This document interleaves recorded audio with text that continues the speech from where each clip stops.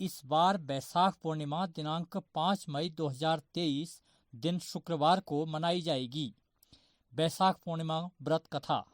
द्वापर युग में एक बार यशोदा माँ ने भगवान श्री कृष्ण से कहा कि वह सारे संसार के उत्पादनकर्ता पालनहारी हैं।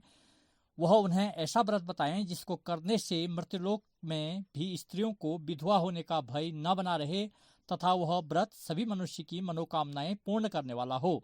तब श्री कृष्ण जी उन्हें एक ऐसे व्रत को विस्तार से बताते हैं कि सौभाग्य की प्राप्ति के लिए स्त्रियों को 32 पूर्णिमा का व्रत करना चाहिए।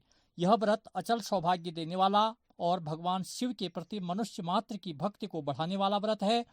यशोदा जी कहने लगे कि इस व्रत को मृत्युलोक में किसने किया था। श्री कृष्ण ने कहा कि इस भूमंडल पर अनेक प्रकार के रत्नों से परिपूर्ण कर्तिका नामक एक नगरी थी। वहां चंद्रहास नामक एक राजा राज्य करता था। उसी नगर में धनेश्वर नाम का एक ब्राह्मण था और उसकी स्त्री बहुत सुंदर थी जिसका नाम रूपवती था। दोनों ही उस नगरी में बड़े प्रेम से रहते थे। उनके घर में धन धान्य आदि की कोई कमी नहीं थी, परंतु उनको बहुत बड़ा दुख था कि उनकी कोई संतान नहीं थी। एक समय एक बड़ा योगी उस नगरी में आया। वह योगी उस ब्राह्मण के घर को छोड़कर अन्य सभी घरों से भिक्षा लेकर भोजन किया करता था। वह रूपवती से कभी भिक्षा नहीं लेता था। एक दिन वह योगी रूपवती से भिक्षा न लेकर किसी अन्य के घर से भिक्षा लेकर गंगा किनारे जाकर प्रेम पूर्वक खा रहा था। तभी धनेश्वर ने योगी को ऐसा करते हुए देख लिया था। अपनी भिक्षा का अनादर होते देख दुखी होकर धनेश्वर ने योगी से उसका कारण पूछा कि आप सभी घरों से भिक्षा लेते हैं लेकिन उसके घर से भिक्षा कभी नहीं लेते, इसका क्या कारण है। योगी ने कहा कि निसंतान के घर की भीख पतितों के अन्न के समान होती है और जो पतितों का अन्न खाता है वह भी पतितों के समान हो जाता है। इसलिए पतित होने के भय से वह उसके घर से भिक्षा नहीं लेता। धनेश्वर यह बात सुनकर बहुत दुखी हुआ और हाथ जोड़कर योगी के पैरों में गिर गया और कहने लगा कि यदि ऐसा है तो उसे पुत्र प्राप्ति का कोई उपाय बताएं। वह सब कुछ जानने वाले हैं, उस पर अवश्य कृपा करें। धन कि उसके घर में कोई कमी नहीं है, परंतु संतान न होने के कारण वह दुखी है। वह उसके दुख का हरण करें। यह सुनकर योगी कहने लगे कि उन्हें चंडी की आराधना करनी चाहिए। घर आकर उसने अपनी स्त्री से पूरी बात कह स्वयं वन में चला गया। वहां उसने चंडी की उपासना करनी प्रारंभ कर दी और उपवास भी किया। चंडी ने 16वें दिन उसको स्वप्न में दर्शन दिया और कहा कि उसके यहाँ पुत्र होगा, परंतु 16 वर्ष की आयु में ही उसकी मृत्यु हो जाएगी।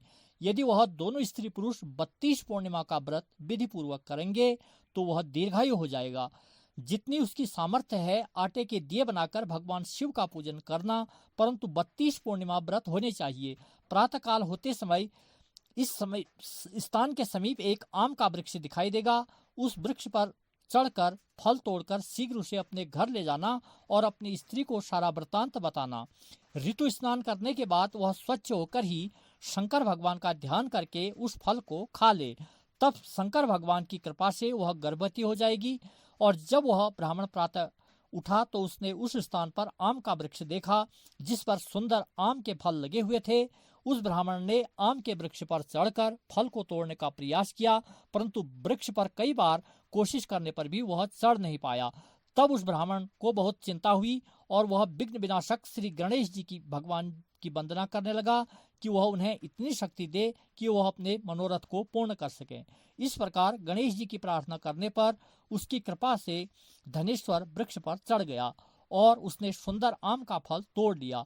उस धनेश्वर ब्राह्मण ने जल्दी घर जाकर अपनी स्त्री को वह फल दिया और उसकी स्त्री ने अपने पति के कहे अनुसार उस फल को खा लिया और वह गर्भवती हो गई। देवी जी की असीम कृपा से एक अत्यंत सुंदर पुत्र उत्पन्न हुआ जिसका नाम उन्होंने देवीदास रखा। बालक शुक्ल पक्ष के चंद्रमा की भांति अपने पिता के घर में बड़ा होने लगा। भगवान की कृपा से वह बालक बहुत ही सुंदर, सुशील, विद्या पढ़ने में बहुत निपुण हो गया। दुर्गा जी की आज्ञा अनुसार धनेश्वर की पत्नी ने 32 पूर्णमासी व्रत रखने प्रारंभ कर दिए जिससे उसका पुत्र बड़ी ही आयु वाला हो जाए। 16वां वर्ष लगते ही देवीदास के माता पिता को बहुत चिंता हो गई कि कहीं उनके पुत्र की इस वर्ष मृत्यु न हो जाए।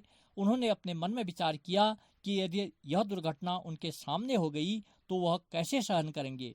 इसलिए उन्होंने देवीदास के मामा को बुलाया और कहा कि उनकी एक बहुत बड़ी इच्छा है कि देवीदास को 1 वर्ष तक काशी में जाकर विद्या अध्ययन करें और उसको अकेला भी नहीं छोड़ना चाहिए, इसलिए वह साथ चले जाएं और 1 वर्ष बाद उसे वापस ले आना। तब सारा प्रबंध कर माता पिता ने देवीदास को घोड़े पर बैठाकर उसके मामा के साथ ही भेज दिया, परंतु यह बात उन्होंने मामा या किसी अन्य को नहीं बताई। धनेश्वर ने अपनी पत्नी के साथ माता भगवती के सामने मंगल कामना तथा दीर्घायु के लिए भगवती की आराधना और पूर्णमासियों का व्रत प्रारंभ किया। इस प्रकार बराबर 32 पूर्णमासी के व्रत को पूरा किया। कुछ समय के बाद एक दिन दोनों मामा और भांजा रात बिताने के लिए एक गांव में ठहरे थे। वहां पर एक ब्राह्मण की सुंदर लड़की का विवाह होने वाला था। जहां बारात रुकी हुई थी, उसके बाद लड़की देवीदास के साथ विवाह करने के लिए कहती है, लेकिन देवीदास अपनी आयु के बारे में बता देता है और कहता है कि उसकी आयु बहुत कम है, परंतु लड़की कहती है कि जो गति आपकी होगी वह उसकी भी होगी। इसके बाद देवीदास और उसकी पत्नी दोनों ने भोजन किया। सुबह देवीदास ने अपनी पत्नी को 3 नगों से जड़ी हुई एक अंगूठी और रुमाल दिया। बोला, इसका मरण और जीवन देखने के लिए एक पुष्प वाटिका बना ले, और यह भी कहा कि जिस समय और जिस दिन उसका प्राणों का अंत होगा यह फूल सूख जाएंगे, और जब वह फिर से हरे भरे हो जाएंगे तो जान लेना कि वह जीवित है। भगवान श्री कृष्ण कहते हैं कि इस प्रकार देवीदास काशी विद्या अध्ययन के लिए चला गया। कुछ समय बीत गया तो काल से प्रेरित होकर एक नाग रात के समय उसे डसने के लिए आया। उस विषधर के प्रभाव से उसका शयन कक्ष चारों ओर से विषैला हो गया, परंतु व्रत के प्रभाव से वह उसे डस न सका, क्योंकि पहले ही उसकी माता ने 32 पूर्णमासियों का व्रत कर रखा था। इसके बाद स्वयं काल वहां पर आया और उसके शरीर से प्राणों को निकालने की कोशिश करने लगा, जिससे वह बेहोश होकर पृथ्वी पर गिर गया। भगवान की कृपा से उसी समय माता पार्वती के साथ भगवान शंकर जी वहां आ गए। उसको बेहोश दशा में देखकर पार्वती जी ने भगवान से प्रार्थना की और कहा कि इस बालक की माता ने पहले ही 32 पूर्णमासियों के व्रत पूर्ण किए हैं और उसे प्राण दान दें। इस प्रकार शिव जी उसको प्राण दान देते हैं। इस व्रत के प्रभाव से काल को भी पीछे हटना पड़ा और देवीदास स्वस्थ होकर बैठ गया। उधर उसकी स्त्री उसके काल की प्रतीक्षा किया करती थी। जब उसने देखा कि उस पुष्प वाटिका में पुष्प सूख भी नहीं रहे हैं तो उसको बहुत हैरानी हुई, लेकिन जब वाटिका हरी भरी हो गई तो वह जान गई कि उसके पति को कुछ नहीं हुआ है। यह देखकर वह प्रसन्न हुआ और अपने पिता से कहने लगी कि उसके पति जीवित हैं और उन्हें खोजें। जब 16वां साल बीत जाने पर देवीदास अपने मामा के साथ काशी से वापस चला गया। उधर उसके ससुर घर में उसको खोजने के लिए जाने ही वाले थे कि वह दोनों मामा भांजा वहां आ गए। उनको आया हुआ देखकर उसके ससुर को बहुत प्रसन्नता हुई और प्रसन्नता से वह उसको घर ले गए। उस समय नगर के वासी भी वहां इकट्ठा हो गए और कन्या ने भी लड़के को पहचान लिया। कुछ समय के पश्चात देवीदास अपनी पत्नी और मामा के साथ अपने नगर चले गए। वह अपने गांव के निकट पहुंच गए तो कई लोगों ने उनको देखकर उनके माता पिता को पहले ही खबर दे दी कि उनका पुत्र देवीदास अपनी पत्नी और मामा के साथ आ रहा है।